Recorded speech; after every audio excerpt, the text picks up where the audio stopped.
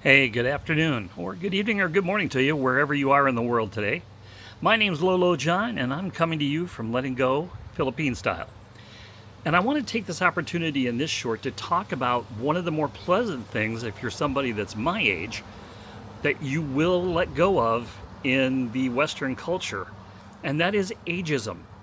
Now, for those of you that may not be aware, ageism is where you discriminate against people that are in a certain age or age group.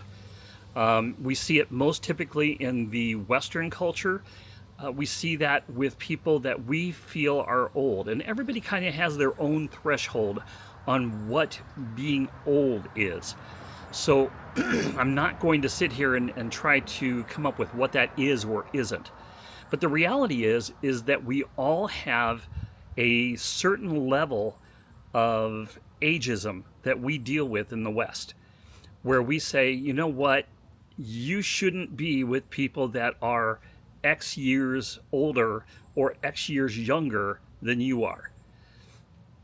In other countries, it is not that way. Now, in some countries, it is.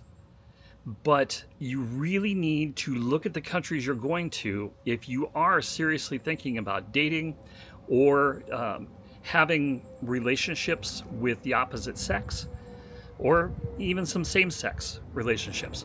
You need to look at how ageism plays into this. It can be very disconcerting to go to a place like the Philippines where your age doesn't mean much.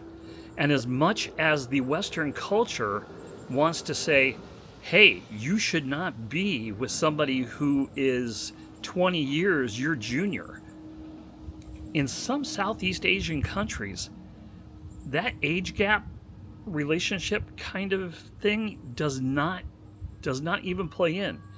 I'm going to the Philippines, and in the Philippines, 30, 32, 33-year age caps are not uncommon. Now, let's be realistic. There are some levels of age gap that even the Philippine people find offensive, just like we have age gap relationships in the West that are considered salacious, and uh, we see that as a bad thing. But the important thing you need to remember is if you are somebody that is in the senior citizen category, that's me, um, don't be fearful that you could go to another country and be left alone or be overlooked. In many countries, especially in the Southeast Asian countries, people that are senior citizens are highly respected. They are highly sought out. They are seen as very stable in a very unstable environment, and they provide security for people. And so, with those with those attributes, you could find yourself in a much better position socially than where you were in the West, where quite often, we get to the over 50 stage and we become ghosts. So, something to think about if you're going to another country.